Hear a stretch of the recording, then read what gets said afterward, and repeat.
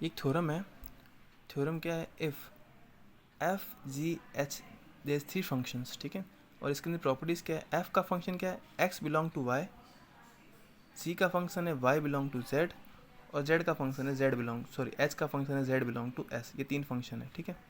अब प्रूव ये करना है, ठीक है। अब इस प्रूव करने वाले पार्ट को मैंने 4 पार्ट में डिवाइड कर दिया है, फर्स्ट, सेकेंड, थर्ड और ये फोर्थ। अब यहाँ देखो, फर्स्ट एच वाला है, सेकेंड ये ब्रैकेट है, थर्ड ये ब्रैकेट है और लास्ट एफ वाला है, ठीक है। अब ये जो ब्रैकेट वाले हैं इनका तो अलग समझेंगे, ये फर्स्ट और फोर्थ का समझ लो पहले। एच कब वर्क करेगा, एच वर्क करेगा जब इसके पास में कौन हो, जेड हो। एच के पास में अगर जेड होगा तब वो जाके एस दे देगा। मतलब अगर आप एच जेड लिखो तो उसका आंसर ऑटोमेटिक क्या हो जाएगा, एस हो जाएगा। और वैसे कि वैसे एफ काम करता है, कैसे, अगर एफ के पास में एक्स लिखा हुआ हो तो ऑटोमेटिक वो आपको वाई दे देगा।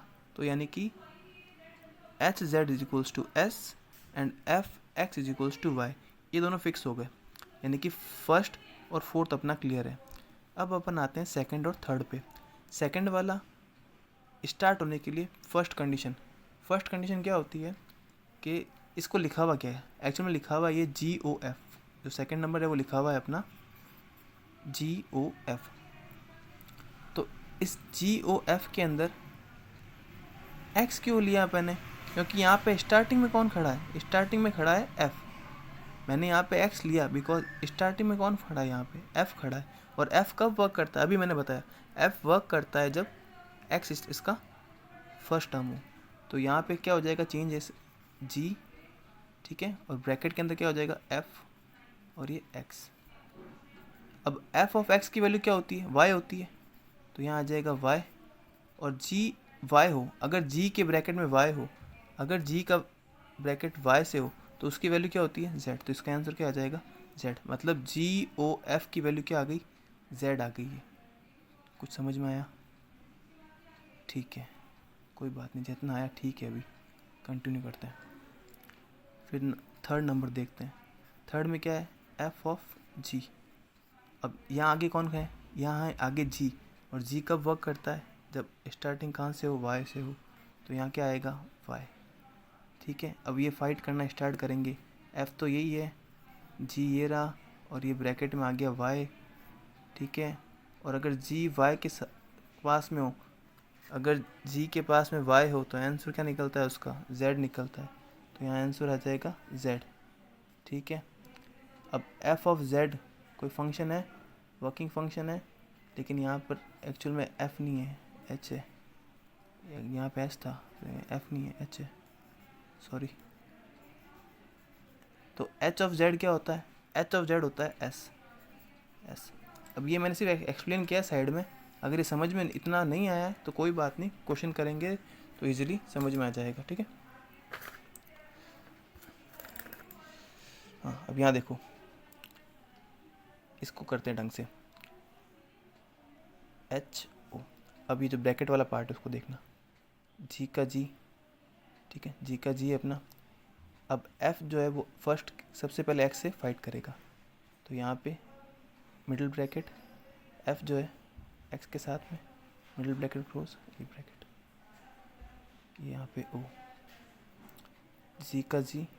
एफ ऑफ एक्स की वैल्यू क्या होती है, एफ ऑफ एक्स की वैल्यू वाई होती है, तो यहाँ आ जाएगा वाई, ठीक है। अब यहाँ देखो, जी ऑफ वाई की वैल्यू क्या होती है, तो जी ऑफ वाई की वैल्यू क्या होती है, तो जी ऑफ वाई की वैल्यू होती है जेड।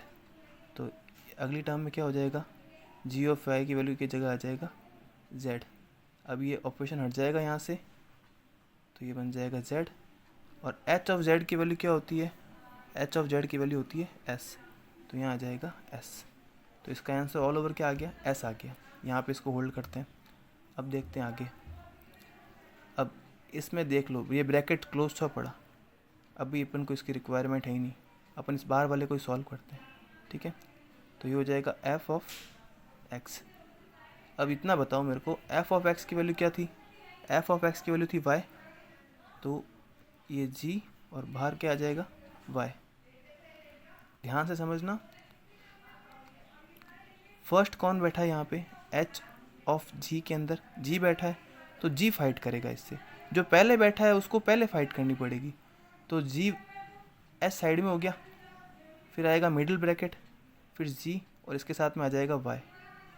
ठीक है, अब यहाँ पे ध्यान से देखना, जी वाई है, जी वाई है तो जेड आता है, ये यहाँ पर भी है, अगर जी वाई है तो जेड आता है, वो यहाँ पर भी एक्सप्लेन कर दिया, दोनों जगह बता दिया, तो इसकी आंसर क्या हो गया जेड।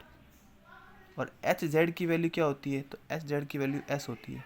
तो इसका मतलब देखो, ये लेफ्ट साइड है, इसका आंसर भी एस आया, ये राइट साइड है, इसका आंसर भी एस आया। It means L H S is equals to R H S.